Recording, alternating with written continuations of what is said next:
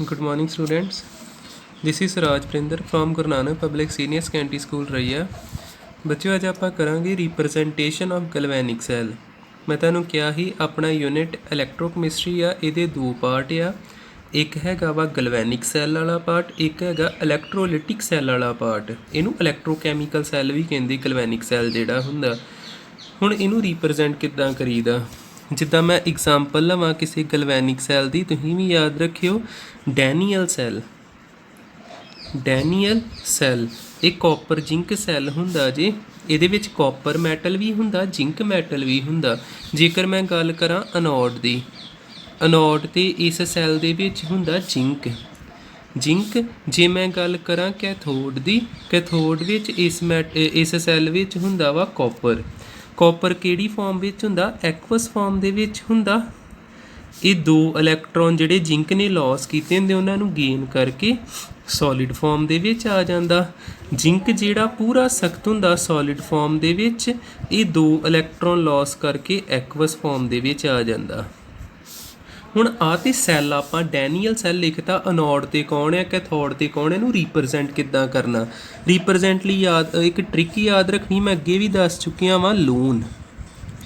ਤੁਸੀਂ loan word remember ਰੱਖਿਓ, ਯਾਦ ਰੱਖਿਓ। ਐਲ ਤੋਂ ਆਊਗਾ ਲੈਫਟ, ਓ ਤੋਂ ਆਉਣਾ ਆਕਸੀਡੇਸ਼ਨ, ਏ ਤੋਂ ਆਉਣਾ ਐਨੋਡ, ਐਨ ਤੋਂ ਆਉਣਾ ਨੈਗੇਟਿਵ। ਤੇ ਹੁਣ ਜਿਹੜੀ ਮੈਂ ਗੱਲ ਦੱਸੂਗਾ ਧਿਆਨ ਨਾਲ ਦੇਖਿਓ, ਸੈੱਲ ਨੂੰ ਕਿੱਦਾਂ ਰਿਪਰੈਜ਼ੈਂਟ ਕਰਦੇ। ਦੇਖੋ ਲੈਫਟ ਸਾਈਡ ਤੇ ਅਨੋਡ ਵਾਲੀ ਚੀਜ਼ ਰੱਖਣੀ। ਅਨੋਡ ਵਾਲੀ ਚੀਜ਼ ਕਿਹੜੀ ਆ? ਜਿੰਕ। ਆਪਾਂ ਜਿੰਕ ਲਿਖਣਾ ਇਸ ਤਰ੍ਹਾਂ, ਜਿੰਕ ਲਿਖਿਆ, ਫਿਰ ਇੱਕ ਲਾਈਨ ਡਰਾ ਕਰਨੀ, ਫਿਰ ਕਿਹਨੂੰ ਲਿਖਣਾ? ਜਿੰਕ ਦੀ ਐਕਵਸ ਆਇਨਿਕ ਫਾਰਮ ਨੂੰ ਲਿਖਣਾ ਆਪਾਂ, Zn2+, ਤੇ ਇਹਦੀ ਕੰਸਨਟ੍ਰੇਸ਼ਨ ਲਿਖਣੀ ਕਿੰਨੇ ਮੋਲਰ ਆ। C1 ਕੰਸਨਟ੍ਰੇਸ਼ਨ ਇਹਦੀ ਕਿੰਨੇ ਮੋਲਰ ਆ, ਉਹ ਚੀਜ਼ ਆਪਾਂ ਲਿਖਣੀ। ਫਿਰ ਸੈੱਲ ਦੇ ਵਿੱਚ ਜਿਹੜਾ ਸਾਲਟ ਬ੍ਰਿਜ ਹੁੰਦਾ ਉਹਨੂੰ ਦੋ ਲਾਈਨਾਂ ਨਾਲ ਰਿਪਰੈਜ਼ੈਂਟ ਕਰਨਾ।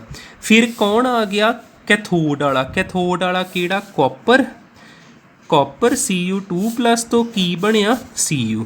ਆਹ ਡੈਨੀਅਲ ਸੈੱਲ ਦੀ ਰਿਪਰੈਜ਼ੈਂਟੇਸ਼ਨ ਜੀ। ਇਹਦੇ ਮਾਰਕਸ ਮਿਲਣੇ ਤੁਹਾਨੂੰ। ਆਹ ਚੀਜ਼ ਆਉਣੀ ਚਾਹੀਦੀ, ਪਹਿਲੋਂ ਇੱਕ ਲਾਈਨ ਫਿਰ ਦੋ ਲਾਈਨਾਂ। ਦੋ ਲਾਈਨਾਂ ਕਿਹਨੂੰ ਰਿਪਰੈਜ਼ੈਂਟ ਕਰਦੀਆਂ? ਆਹ ਜਿਹੜੀ ਚੀਜ਼ ਆ ਇਹ ਕਿਹਨੂੰ ਰਿਪਰੈਜ਼ੈਂਟ ਕਰਦੀ ਆ? ਸਾਲਟ ਬ੍ਰਿਜ ਨੂੰ। ਸਾਲਟ ਬ੍ਰਿਜ ਨੂੰ ਰਿਪਰੈਜ਼ੈਂਟ ਕਰੂਗੀ। ਹੁਣ ਆ ਦੇਖਿਓ, ਨੈਕਸਟ ਮੈਂ ਨਿੱਕੀਆਂ ਨਿੱਕੀਆਂ ਗੱਲਾਂ ਹੋਰ ਕਲੀਅਰ ਕਰਾਂ, ਨੋਟ ਦੇ ਅੰਡਰ ਦੱਸਦਾ।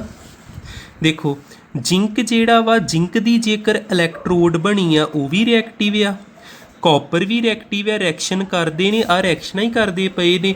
ਪਰ ਜੇਕਰ ਇਨਰਟ ਇਲੈਕਟ੍ਰੋਡ ਹੋਵੇ, ਕਈਆਂ ਸੈਲਸ ਦੇ ਵਿੱਚ ਇਲੈਕਟ੍ਰੋਡ ਇਨਰਟ ਹੁੰਦੀ ਜਿਹੜੀ ਸੈੱਲ ਦੀ ਰਿਐਕਸ਼ਨ ਵਿੱਚ ਹਿੱਸਾ ਨਹੀਂ ਪਾਉਂਦੀ। ਫॉर ਇਨਰਟ ਇਲੈਕਟ੍ਰੋਡ ਵਿੱਚ ਇੱਕ ਐਗਜ਼ਾਮਪਲ ਤੇ ਯਾਦ ਰੱਖੋ ਪਲੈਟੀਨਮ। ਪਲੈਟੀਨਮ ਦੀ ਜਿਹੜੀ ਰੋਡ ਹੁੰਦੀ ਇਹ ਇਨਰਟ ਹੁੰਦੀ, ਇਹ ਸੈੱਲ ਦੀ ਰਿਐਕਸ਼ਨ ਵਿੱਚ ਪਾਰਟੀਸਪੇਟ ਨਹੀਂ ਕਰਦੀ। ਇਹਨੂੰ ਕਿੱਦਾਂ ਲਿਖਣਾ ਹੁੰਦਾ? ਬਾਕੀ ਸਾਰਾ ਉਸੇ ਤਰ੍ਹਾਂ। ਮੰਨ ਲਓ ਇਹੋ ਸੈੱਲ ਹੁੰਦਾ Zn2+, C1 molar, salt bridge Cu2+, Cu, ਇੱਥੇ ਲਿਖਣਾ C2 ਮੋਲਰ, ਇੱਥੇ ਲਿਖਣਾ ਆਪਾਂ C2 ਮੋਲਰ। ਇਸ ਤਰ੍ਹਾਂ ਲਿਖਦਾ। ਜੇਕਰ ਇਨਰਟ ਇਲੈਕਟ੍ਰੋਡ ਹੋਵੇ, ਕੌਮਾ ਪਾ ਕੇ ਇੱਧਰ ਵੀ ਇਹਨੂੰ ਲਿਖਣਾ ਹੁੰਦਾ, ਇਨਰਟ ਇਲੈਕਟ੍ਰੋਡ ਨੂੰ ਕੌਮਾ ਪਾ ਕੇ ਦੂਜੇ ਬੰਨੇ ਵੀ ਲਿਖਣਾ ਹੁੰਦਾ। ਆਹ ਤਰੀਕਾ ਹੁੰਦਾ ਇਨਰਟ ਇਲੈਕਟ੍ਰੋਡ ਨੂੰ ਲਿਖਣ ਦਾ। ਦੋਵੇਂ ਬੰਨੇ ਪਲੈਟੀਨਮ ਲਿਖਦਾ। ਨੈਕਸਟ ਜੇ ਨੋਟ ਨੰਬਰ 1 ਤੇ ਹੋ ਗਿਆ ਜੇਕਰ ਇਨਰਟ ਇਲੈਕਟ੍ਰੋਡ ਹੁੰਦੀ। ਨੋਟ ਨੰਬਰ 2 ਦੇਖੋ, ਜੇਕਰ ਗੈਸ਼ੀਅਸ ਇਲੈਕਟ੍ਰੋਡ ਹੁੰਦੀ। ਫॉर ਗੈਸ਼ੀਅਸ ਇਲੈਕਟ੍ਰੋਡ, ਜੇਕਰ ਗੈਸ਼ੀਅਸ ਇਲੈਕਟ੍ਰੋਡ ਹੁੰਦੀ, ਜਿਸ ਤਰ੍ਹਾਂ ਮੰਨ ਲਓ ਹਾਈਡਰੋਜਨ ਗੈਸ ਆ, ਇਹਨੂੰ ਆਪਾਂ ਇਲੈਕਟ੍ਰੋਡ ਦੇ ਰੂਪ 'ਚ ਵਰਤ ਲਈਦਾ ਵਾ। ਹਾਈਡਰੋਜਨ ਗੈਸ ਆ, ਇਹਨੂੰ ਵਰਤਣਾ ਹੁੰਦਾ ਇਹਦੇ ਵਿੱਚ, ਤੇ ਕਿੱਦਾਂ ਵਰਤਣਾ ਸੀ? ਜਿੱਦਾਂ ਆਪਾਂ ਇੱਕ ਸੈੱਲ ਦੀ ਐਗਜ਼ਾਮਪਲ ਲੈ ਲੈਨੇ, ਹਾਈਡਰੋਜਨ ਐਂਡ ਜਿੰਕ ਸੈੱਲ। ਆਹ ਇੱਕ ਸੈੱਲ ਦੀ ਐਗਜ਼ਾਮਪਲ ਹੋ ਗਈ, ਹਾਈਡਰੋਜਨ ਐਂਡ ਜਿੰਕ ਸੈੱਲ। ਅਨੋਡ ਤੇ ਕਿਹੜਾ ਹੋਣਾ? ਜਿਹਦੀ ਆਕਸੀਡੇਸ਼ਨ ਹੋਵੇ, ਜਿਹੜਾ ਇਲੈਕਟ੍ਰੋਨ ਨੂੰ ਲੋਸ ਕਰੇ। H2 ਆ, ਇਹਨੇ ਦੋ ਇਲੈਕਟ੍ਰੋਨ ਲੋਸ ਕਰਕੇ 2H+ ਵਿੱਚ ਬਦਲ ਗਿਆ। ਕੈਥੋਡ ਤੇ ਹੋਣਾ ਹੁਣ ਜਿੰਕ। ਜਿੰਕ ਕੀ ਕਰੂਗਾ? ਇਹ ਵਾਲੇ ਦੋ ਇਲੈਕਟ੍ਰੋਨ ਗੇਨ ਕਰਕੇ Zn ਸੋਲਿਡ ਫਾਰਮ ਦੇ ਵਿੱਚ ਆ ਜਾਊਗਾ। ਤੇ ਇਲੈਕਟ੍ਰੋਡ ਕਿਹੜੀ ਲਈ ਆਪਾਂ ਇਨਰਟ ਪਲੈਟੀਨਮ ਇਲੈਕਟ੍ਰੋਡ। ਇਹ ਸੈੱਲ ਨੂੰ ਕਿੱਦਾਂ ਰੀਪ੍ਰਜੈਂਟ ਕਰਨਾ ਲੈਫਟ ਸਾਈਡ ਤੇ ਮੈਂ ਤੁਹਾਨੂੰ ਲੋਨ ਵਰਡ ਦੱਸਿਆ ਲੈਫਟ ਸਾਈਡ ਤੇ ਲਿਖੀ ਦਾ ਅਨੋਡ ਵਾਲਾ ਪਾਰਟ H2 ਲਿਖਿਆ ਲਾਈਨ ਡਰਾ ਕਰਕੇ H2 ਲਿਖਿਆ ਲਾਈਨ ਡਰਾ ਕਰਕੇ ਕੀ ਲਿਖਣਾ H ਪਲੱਸ ਤੇ ਇਹਦੀ ਕੰਸਨਟ੍ਰੇਸ਼ਨ C1 ਮੋਲਰ। ਫਿਰ ਸਾਲਟ ਬ੍ਰਿਜ ਫਿਰ ਕਿਹਨੂੰ ਲਿਖਿਆ Zn2 ਪਲੱਸ ਇਹਦੀ ਕੰਸਨਟ੍ਰੇਸ਼ਨ C2 molar. Zn solid farm ਲਿਖਣੀ ਲਿਖ ਦੋ ਨਹੀਂ ਤੇ Zn ਵਿੱਚ ਬਦਲ ਗਿਆ। ਤੇ ਆ ਜਿਹੜਾ H2 ਆ ਨਾ ਇਹ ਗੈਸ ਆ ਤੇ ਗੈਸੀਅਸ ਜਿਹੜਾ ਪਾਰਟ ਹੁੰਦਾ ਉਹਨੂੰ ATM ਦੇ ਪ੍ਰੈਸ਼ਰ ਦੇ ਵਿੱਚ ਲਿਖੀ ਤੇ ਉਹਦੀ ਕੰਸਨਟ੍ਰੇਸ਼ਨ। ਆ ਗੈਸੀਅਸ ਪਾਰਟ ਹੈ ਤੁਸੀਂ ਬ੍ਰੈਕਟ ਵਿੱਚ ਲਿਖ ਸਕਦੇ ਇੰਨੇ ਪ੍ਰੈਸ਼ਰ ਆ ਜਿੱਦਾਂ 1 ATM ਹੋ ਗਿਆ 2 ATM ਜਿੱਦਾਂ ਕੁਐਸਚਨ 'ਚ ਦਿੱਤਾ। ਤੇ ਇਨਰਟ ਇਲੈਕਟ੍ਰੋਡ ਜਿਹੜੀ ਆ ਉਹ ਕਿਹਦੇ ਵੱਲ ਵਰਤੀ ਆ ਜਿੱਧਰ ਗੈਸੀਅਸ ਪਾਰਟ ਹੀ ਕਿਉਂਕਿ ਆਪਾਂ ਇੱਕ ਰੋਡ ਆ ਰੋਡ ਨਾਲ ਕਨੈਕਸ਼ਨ ਦੇਣਾ ਕਿਸੇ ਗੈਸ ਦਾ ਕਨੈਕਸ਼ਨ ਕਿੱਦਾਂ ਦਈਏ ਪਲੈਟੀਨਮ ਰੋਡ ਲਈ ਉਹਦੇ ਆਲੇ ਦੁਆਲੇ ਗੈਸ ਡਿਪੋਜ਼ਿਟ ਹੋਈ ਆ ਕਿਸੇ ਤਰੀਕੇ ਨਾਲ। ਰੋਡ ਕਿਹੜੀ ਆ ਪਲੈਟੀਨਮ ਦੀ ਉਹ ਕਿੱਧਰਲੇ ਪਾਸੇ ਜਿੱਧਰ ਗੈਸੀਅਸ ਪਾਰਟ ਆ। ਫਿਰ ਇੱਧਰਲੇ ਬੰਨੇ ਆਪਾਂ PT ਲਿਖਾਂਗੇ ਸਿਰਫ। ਇਹ ਪਾਰਟ ਹੋ ਗਿਆ ਵੀ ਜੇਕਰ ਗੈਸੀਅਸ ਇਲੈਕਟ੍ਰੋਡ ਹੋਵੇ ਇੱਦਾਂ ਰੀਪ੍ਰਜੈਂਟ ਕਰਨਾ ਇਨਰਟ ਇਲੈਕਟ੍ਰੋਡ ਹੋਵੇ ਇਸ ਤਰ੍ਹਾਂ ਰੀਪ੍ਰਜੈਂਟ ਕਰਾਂਗੇ। ਜੇ ਇਨਰਟ ਇਲੈਕਟ੍ਰੋਡ ਨਹੀਂ ਹੈਗੀ ਸਿੰਪਲ ਸੈੱਲ ਆ ਤੇ ਇਸ ਤਰ੍ਹਾਂ ਰੀਪ੍ਰਜੈਂਟ ਕਰਾਂਗੇ।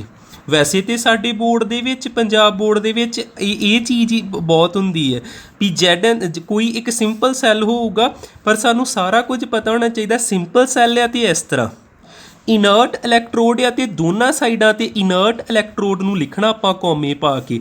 ਗੈਸੀਅਸ ਇਲੈਕਟ੍ਰੋਡ ਆ ਜਿੱਧਰ ਗੈਸੀਅਸ ਇਲੈਕਟ੍ਰੋਡ ਉਧਰ ਇਨਰਟ ਇਲੈਕਟ੍ਰੋਡ ਲਿਖਣੀ ਤੇ ਗੈਸੀਅਸ ਵਾਰੀ ਆਪਾਂ ਪ੍ਰੈਸ਼ਰ ਨੂੰ ਕੰਸਨਟ੍ਰੇਸ਼ਨ ਟਰਮ ਮੰਨ ਕੇ ਚੱਲਣਾ। ਹੁਣ ਆਪਾਂ ਕੁਐਸਚਨ ਕਰਦੇ ਸਾਡੀ ਪ੍ਰੈਕਟਿਸ ਹੋਊਗੀ ਜਿੱਦਾਂ ਸਾਡੇ ਕੋਲ ਕੁਐਸਚਨ ਆ ਕੁਐਸਚਨ ਹੈਗਾ ਵਾ ਕੀ ਲਿਖਿਆ right the cell reaction of the following cells ਅੱਜ ਆਪਾਂ ਦੇਖਦੇ ਕਿੰਨੇ ਪਾਰਟ ਹੁੰਦੇ ਆ। ਮੈਂ 2 ਪਾਰਟ ਕਰਦਾ ਕੁਝ ਤੁਹਾਨੂੰ ਕਰਨ ਲਈ ਦਊਂਗਾ। ਜਿੱਦਾਂ ਫਸਟ ਪਾਰਟ ਆ PT platinum Fe2 plus Fe3 plus salt bridge MnO4 negative Mn2 plus ਤੇ ਪਲੈਟੀਨਮ। ਹੁਣ ਆ ਸੈੱਲ ਦੀ ਰੀਪ੍ਰਜੈਂਟੇਸ਼ਨ ਦਿੱਤੀ ਤੇ ਆਪਾਂ ਨੂੰ ਕਿਹਾ ਕੀ ਲਿਖੋ ਸੈੱਲ ਰਿਐਕਸ਼ਨ। ਇਹ ਚੀਜ਼ਾਂ ਬੜੀਆਂ ਇੰਪੋਰਟੈਂਸ ਰੱਖਦੀਆਂ ਨੇ। ਹੁਣ ਸੈੱਲ ਰਿਐਕਸ਼ਨ ਜਾਂ ਤੇ ਸੈੱਲ ਰਿਐਕਸ਼ਨ ਤੋਂ ਸੈੱਲ ਦੀ ਰੀਪ੍ਰਜੈਂਟੇਸ਼ਨ ਕਰਨੀ ਜਾਂ ਤੇ ਸੈੱਲ ਰਿਐਕਸ਼ਨ ਤੋਂ ਸੈੱਲ ਦੀ ਰੀਪ੍ਰਜੈਂਟੇਸ਼ਨ ਕਰਨੀ ਜਾਂ ਸੈੱਲ ਦੀ ਰੀਪ੍ਰਜੈਂਟੇਸ਼ਨ ਤੋਂ ਸੈੱਲ ਰਿਐਕਸ਼ਨ ਲਿਖਣੀ। ਕਿੱਦਾਂ ਲਿਖਾਂਗੇ ਹੁਣ ਆਪਾਂ ਇੱਕ ਲਿਖਣਾ ਐਨੋਡ ਵਾਲਾ ਪਾਰਟ ਇੱਕ ਆਪਾਂ ਲਿਖਣਾ ਕੈਥੋਡ ਵਾਲਾ ਪਾਰਟ ਫਿਰ ਆਪਾਂ ਓਵਰਆਲ ਰਿਐਕਸ਼ਨ ਲਿਖਾਂਗੇ। ਲੈਫਟ ਸਾਈਡ ਤੇ ਹੁੰਦੀ ਐਨੋਡ ਯਾਦ ਰੱਖਿਓ ਲੈਫਟ ਸਾਈਡ ਤੇ ਐਨੋਡ ਤੇ ਰਾਈਟ ਸਾਈਡ ਤੇ ਕੈਥੋਡ। ਲੈਫਟ ਸਾਈਡ ਤੇ ਐਨੋਡ ਤੇ ਰਾਈਟ ਸਾਈਡ ਤੇ ਹੋਊਗੀ ਕੈਥੋਡ। ਐਨੋਡ ਤੇ ਕੀ ਆ Fe2 ਪਲੱਸ ਇਹਨੇ ਇੱਕ ਇਲੈਕਟ੍ਰੋਨ ਗੇਨ ਕਰਕੇ ਇੱਕ ਇਲੈਕਟ੍ਰੋਨ ਲਾਸ ਕਰਨਾ ਤੇ ਕਿਹ ਬਦਲ ਜਾਣਾ Fe3 ਪਲੱਸ। ਪਹਿਲੋਂ 2 ਘੱਟ ਹੀ ਹੁਣ 3 ਘੱਟ ਆ ਕਿੰਨੇ ਇਲੈਕਟ੍ਰੋਨ ਲਾਸ ਕੀਤੇ ਇੱਕ ਇਲੈਕਟ੍ਰੋਨ ਲਾਸ ਕੀਤਾ ਆਪਾਂ ਇਹ ਰਿਐਕਸ਼ਨ ਤੇ ਲਿਖਤੀ। ਹੁਣ ਦੂਜੇ ਬੰਨੇ ਆਉਨੇ ਕੌਣ ਆ MnO4 ਨੈਗੇਟਿਵ ਤੋਂ ਕੀ ਬਣਿਆ Mn2 ਪੋਜ਼ਿਟਿਵ। ਵੇਨੇ ਇੱਥੇ ਕੀ ਹੋਇਆ ਕਿੰਨੇ ਇਲੈਕਟ੍ਰੋਨ ਅਦਲਾ ਬਦਲੀ ਹੋਏ ਨੇ ਇਸ Mn ਤੇ ਚਾਰਜ ਕਿੰਨਾ ਹੁੰਦਾ ਇਹ ਆਪਾਂ x ਭਰ ਕੇ ਕੱਢਾਂਗੇ ਤੇ ਕਿੰਨਾ ਆਉਂਦਾ +7। ਇਹ ਚੀਜ਼ਾਂ ਆਪਾਂ ਨੂੰ ਪੂਰੀ ਪ੍ਰੈਕਟਿਸ ਆ। ਇਹਨੂੰ x ਭਰਿਆ ਇਹਦਾ -2 ਹੁੰਦਾ ਸਾਰਾ ਕਰਕੇ ਇਹਨੂੰ +7 ਆ ਗਿਆ। ਆ +7 ਆ ਤੇ ਆ +2 ਵਾ ਕਿੰਨੇ ਦਾ ਫਰਕ ਆ 5 ਦਾ। 7 ਚੋਂ 2 ਜਾਣ 5 ਹੀ ਹੁੰਦੇ। ਫਿਰ ਇਹਨੇ 5 ਇਲੈਕਟ੍ਰੋਨ ਗੇਨ ਕਰ ਲਏ। ਪਹਿਲੋਂ 7 ਘੱਟ ਹੀ ਹੁਣ 2 ਘੱਟ ਆ। ਹਜੇ ਵੀ ਸੈੱਲ ਰਿਐਕਸ਼ਨ ਆਪਾਂ ਓਵਰਆਲ ਰਿਐਕਸ਼ਨ ਨਹੀਂ ਲਿਖ ਸਕਦੇ। ਪਹਿਲੋਂ ਕਿਹਨੂੰ ਸੋਲਵ ਕਰਨਾ ਹੁੰਦਾ ਇਹਨਾਂ ਨੂੰ ਸੇਮ ਕਰਨਾ ਆਪਾਂ। ਇੱਥੇ 5 ਹੈ ਇੱਥੇ 1 ਹੈ ਇਹਨੂੰ ਕਿੰਨੇ ਨਾਲ ਮਲਟੀਪਲਾਈ ਕਰਾਂਗੇ ਆਪਾਂ 5 ਨਾਲ ਕੀ ਆ ਜਾਊਗਾ 5 Fe2 plus 5 Fe3 plus 5 electron. ਆ ਐਨੋਡ ਦੀ ਰਿਐਕਸ਼ਨ ਹੋ ਗਈ ਹੇਠ ਵਾਲੀ ਕੈਥੋਡ ਦੀ ਰਿਐਕਸ਼ਨ ਹੋ ਗਈ। ਹੁਣ ਓਵਰਆਲ ਰਿਐਕਸ਼ਨ ਲਿਖੀਏ ਓਵਰਆਲ ਸੈੱਲ ਰਿਐਕਸ਼ਨ ਕਿੱਦਾਂ ਲਿਖਾਂਗੇ ਆਪਾਂ, ਇਹਨਾਂ ਨੂੰ ਐਡ ਕਰ ਦੇਣਾ। 5 ਇਲੈਕਟ੍ਰੋਨ ਕੈਂਸਲ ਹੋ ਗਏ, ਕੀ ਆ ਗਿਆ 5 Fe2 ਪਲੱਸ MnO4 ਨੈਗੇਟਿਵ, तो की बनया 5 Fe3 प्लस ते Mn2 पॉजिटिव। सैकेंड पार्ट भी देखियो, सैकेंड पार्ट की लिखिया प्लैटीनम H2 तो H प्लस, कैडमीयम एक्वस फॉर्म दे विच, फिर कैडमीयम सॉलिड फॉर्म दे विच। ठीक है, जिधर हाइड्रोजन गैस सिर्फ उधर इनर्ट इलैक्ट्रोड लिखी, फिर आप लिखांगे एट एनोड की आ, एट कैथोड की आ, ते ओवरऑल सैल रिएक्शन लिख दांगे। एनोड वाला हुंदा लैफ्ट वाला पार्ट, की होया हाइड्रोजन, एनोड ते की हुंदा लॉस ऑफ इलैक्ट्रॉन, इन्हें की कीता H प्लस 2 वाते 2 इलैक्ट्रॉन इन्हें की करते लॉस करते। उसते कैथोड ते कौन है कैडमीयम, कैडमीयम ने इहो 2 इलैक्ट्रॉन गेन कर ले, CD च बदल गया, 2 ते 2 रलदा, किसी ना मल्टीप्लाई करने की लोड़ नहीं, H2 plus CD2 positive 2H positive ते कैडमीयम। आ साडी ओवरऑल सैल रिएक्शन होगी।